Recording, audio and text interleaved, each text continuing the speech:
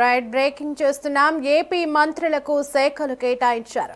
పవన్ కళ్యాణ్ కు deputy CM హోదా కల్పించిన చంద్రబాబు ఆయనకు పంచాయతీరాజ్, గ్రామీణాభివృద్ధి, గ్రామీణ నీటి సరఫరా, పర్యావరణ, ఫారెస్ట్, సైన్స్ అండ్ టెక్నాలజీ శాఖలు కేటాయించారు. అలాగే లోకేష్ కు ఐటీ, మానవ వనరులు శాఖలు ఇచ్చారు. కీలకమైన హోంశాఖను వంగలపూడి అనితకిచ్చారు. ఇక అచ్చెన్నాయుడికి వ్యవసాయం, నాదెండ్ల మనోహర్ కి పౌర సరఫరాలు, సత్యకుమార్ కి ఆరోగ్యం, నిమ్మల రామానాయుడికి నీటిపారుదల శాఖలు కేటాయించారు. రైట్, ఇక ఇదే అంశానికి సంబంధించి మరింత సమాచారం మా ప్రతినిధి రామకృష్ణ ఫోన్ ద్వారా అందిస్తారు. రామకృష్ణ, చెప్పండి, మంత్రులకు కేటాయించే శాఖలపై ఇప్పటి వరకు కూడా తీవ్ర ఉత్కంఠ అయితే కొనసాగింది.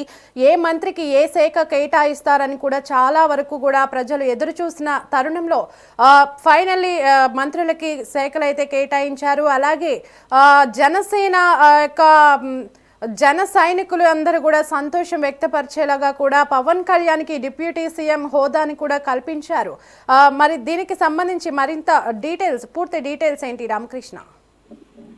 దేవి, కొద్దిసేపటి క్రితం మంత్రులకు శాఖలు కేటాయిస్తూ దానికి సంబంధించి వివరాలను ప్రకటించడం జరిగింది. ప్రధానంగా కొణిదెల పవన్ కళ్యాణ్, జనసేన పార్టీ అధినేతగా ఉన్నటువంటి పవన్ కళ్యాణ్ కు డిప్యూటీ సీఎం తో పాటు Panchayati Raj, rural development, rural water, environment, forest, ఈ సైన్స్ అండ్ టెక్నాలజీ శాఖలను అప్పగించారు.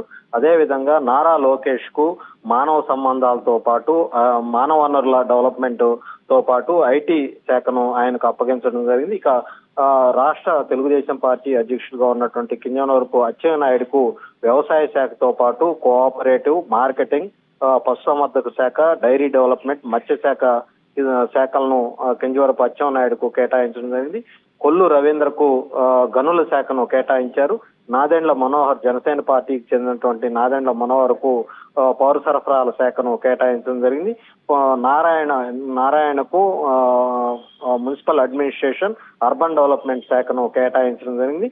వంగలపూడి అనితకు హోంశాఖతో పాటు డిజాస్టర్ మేనేజ్మెంట్ శాఖలను కేటాయించడం జరిగి సత్యకుమార్ యాదవ్ కు వైద్య ఆరోగ్య శాఖతో పాటు మెడికల్ ఎడ్యుకేషన్ కూడా ఆయనకు కేటాయించిందని, అదేవిధంగా నిమ్మల రామానాయుడుకు వాటర్ రిసోర్స్ డెవలప్మెంట్ శాఖను ఆయనకు కేటాయించారు. మొహమ్మద్ ఫరూక్ కు లా మినిస్టర్ తో పాటు మైనార్టీ వెల్ఫేర్ శాఖలను ఆయనకు కేటాయించడం జరిగింది. అదేవిధంగా ఆనం రామనారాయణ రెడ్డికి దేవాదాయ శాఖను కేటాయించారు. పయ్యావుల కేశవ్ కు ఆర్థిక శాఖను కేటాయించారు. అదేవిధంగా అనగాని సత్యప్రసాద్ కు రెవెన్యూ శాఖను, రెవెన్యూ, స్టాంప్స్ అండ్ రిజిస్ట్రేషన్ శాఖను అనగాని సత్యప్రసాద్ కు కేటాయించారు. కొలుసు పార్థసారథికి హౌసింగ్ శాఖతో పాటు సమాచార శాఖను కొలుసు పార్థసారథికి కేటాయించారు. డోలా బాల వీరాంజనేయ స్వామికి సోషల్ వెల్ఫేర్ డిపార్ట్మెంట్ ను ఆయనకు కేటాయించడం జరిగింది. అదేవిధంగా గొట్టిపాటి రవికుమార్ కు విద్యుత్ శాఖను కేటాయించారు. కందుల దుర్గేష్ కు టూరిజం శాఖను, టూరిజం, సినిమాటోగ్రఫీ శాఖను కందుల దుర్గేష్ కు జనసేన పార్టీకి చెందినటువంటి ఆయనకు టూరిజం, సినిమాటోగ్రఫీ శాఖలను కేటాయించారు. అదేవిధంగా గుమ్మడి సంధ్యారాణికి ఉమెన్ వెల్ఫేర్, మహిళా శిశు సంక్షేమ శాఖను ఆమెకు కేటాయించడం జరిగింది. అదేవిధంగా బీసీ జనార్దన్ రెడ్డికి రోడ్లు, భవనాల శాఖను కేటాయించారు. టీజీ భరత్ కు పరిశ్రమల శాఖతో పాటు ఫుడ్ ప్రాసెసింగ్ సంబంధించి పరిశ్రమలకు సంబంధించినటువంటి శాఖను ఆయన కేటాయించారు. సవితకు బీసీ వెల్ఫేర్ తో పాటు హ్యాండ్లూమ్స్, టెక్స్టైల్స్ శాఖలను కూడా సవితకు కేటాయించారు. వాసం శెట్టి సుభాష్ కు కార్మిక శాఖతో పాటు ఫ్యాక్టరీస్, ఇతర కార్మిక శాఖకు అనుబంధమైనటువంటి శాఖలను ఆయన కేటాయించడం జరిగింది. అదేవిధంగా కొండపల్లి శ్రీనివాస్ కు ఎన్ఆర్ఐ ఎంపవర్మెంట్ రిలేషన్స్ కు సంబంధించినటువంటి శాఖను కేటాయించారు. మండపల్లి రామ్ ప్రసాద్ కు ట్రాన్స్పోర్ట్ తో పాటు క్రీడల శాఖను మండపల్లి రామ్ ప్రసాద్ కు కేటాయించడం జరిగింది. మొత్తం 24 మందికి సంబంధించి వివిధ శాఖలను వాళ్ళకి కేటాయించారు.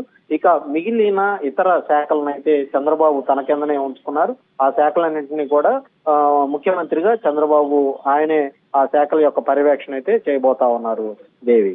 ఎస్ రామకృష్ణ అందరికీ సమన్యాయం చేస్తూ చాలా పటిష్టంగానే చంద్రబాబు తన టీంని అయితే రెడీ చేసుకున్నట్లుగా మనకి అర్థమవుతుంది.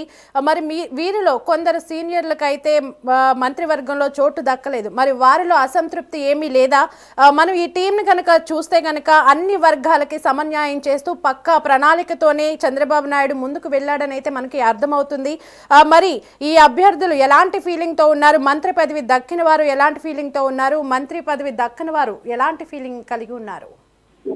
అంటే మనం చూసుకున్నట్లయితే, ఎందుకంటే తెలుగుదేశం పార్టీలో చాలా మంది సీనియర్ నాయకులు ఉన్నారు. అయితే వీళ్ళందరూ కూడా గతంలో చాలా సార్లు వివిధ ప్రభుత్వాల్లో మంత్రి పదవులు అనుభవించిన వాళ్ళే. అయితే ఈసారి కొత్త వ్యక్తులకు అవకాశం కల్పించాలి, వాళ్లకు కూడా పాలనాపరమైనటువంటి అనుభవం రావాలన్నటువంటి ఏకైక ఉద్దేశంతో చంద్రబాబు చాలా మందికి కొత్త వ్యక్తులకు మంత్రివర్గం చోటు కల్పించారు. అదే విధంగా మనం చూసుకున్నట్లయితే అనగాని సత్యప్రసాద్ కు కీలకమైనటువంటి రెవెన్యూ రిజిస్ట్రేషన్ బాధ్యతలను అప్పగించడం జరిగింది. గతంలో అనగాని సత్యప్రసాద్ కు ఎలాంటి మంత్రి పదవి లేదు, కనీసం ఆ మంత్రిత్వ శాఖకు సంబంధించినటువంటి అనుభవం లేదు. అయినప్పటికీ కూడా ఆయనకు కీలకమైనటువంటి రెవెన్యూ రిజిస్ట్రేషన్ స్టాంప్స్ శాఖను అనగాని సత్యప్రసాద్ కు అప్పగించడం జరిగింది. అదే విధంగా ఆర్థిక శాఖకు సంబంధించి పయ్యావుల కేశవ్, ఆయన సీనియర్ నాయకుడిగా ఉన్నారు. గతంలో కూడా ఎమ్మెల్యేగా, ఎమ్మెల్సీగా కూడా ఆయన పనిచేసినటువంటి అనుభవం ఉంది. ఆయనకు తొలిసారి మంత్రివర్గంలో స్థానం దక్కింది. అయితే ఆయనకు కీలకమైనటువంటి ఆర్థిక శాఖను ఆయనకు అప్పగించడం జరిగింది. ఆయన కూడా ఎందుకంటే ఈసారి కొత్త వ్యక్తులకు కొన్ని కీలకమైనటువంటి బాధ్యతలను ముఖ్యమంత్రిగా చంద్రబాబు అప్పగించడం జరిగింది. అయితే కొణిదెల పవన్ కళ్యాణ్ విషయానికి వస్తే, జనసేన పార్టీ పవన్ కళ్యాణ్ విషయంలో కనుక మనం చూసుకున్నట్లయితే ఆయన కూడా తొలిసారి మంత్రివర్గంలో ఆయన చేరారు. ఆయనకు కీలకమైనటువంటి Panchayati Raj, rural development, rural water environment, forest department, ఇవన్నీ కూడా చాలా గ్రామీణ స్థాయిలో ఉన్నటువంటి ప్రజలతోటి అటాచ్మెంట్ కలిగినటువంటి శాఖలు. పంచాయతీరాజ్ శాఖ కావచ్చు, రూరల్ డెవలప్మెంట్ కావచ్చు, అదే విధంగా ఫారెస్ట్ కావచ్చు, ఇవన్నీ కూడా గ్రామీణ స్థాయి ప్రజలతోటి నేరుగా అటాచ్మెంట్ కలిగినటువంటి శాఖలను పవన్ కళ్యాణ్ చాలా కీలకమైనటువంటి శాఖలను తీసుకున్నారని చెప్పాలి. వీటన్నిటికీ కూడా ప్రస్తుతం పవన్ కళ్యాణ్ ఏ మేరకు న్యాయం చేయగలుగుతారు ఏంటనేది కూడా అందరూ కూడా ఎదురు చూస్తున్నటువంటి పరిస్థితి. ఏదేమైనప్పటికీ కూడా సీనియర్లను పక్కన పెట్టి ఒక సరికొత్త టీం తోటి చంద్రబాబు తన యొక్క పాలనా యంత్రాంగాన్ని పరుగులు పెట్టించే పరిస్థితి కనిపిస్తా ఉంది. ఇది మొత్తానికైతే చూసుకున్నట్లయితే అందరికీ కూడా ఈ మంత్రివర్గంలో అందరికీ కూడా సమన్యాయం పాటిస్తూ శాఖల కేటాయింపు కూడా చేసినటువంటి పరిస్థితి అయితే ఉంది. దేవి. Right, Ramakrishna. Thanks for the latest updates.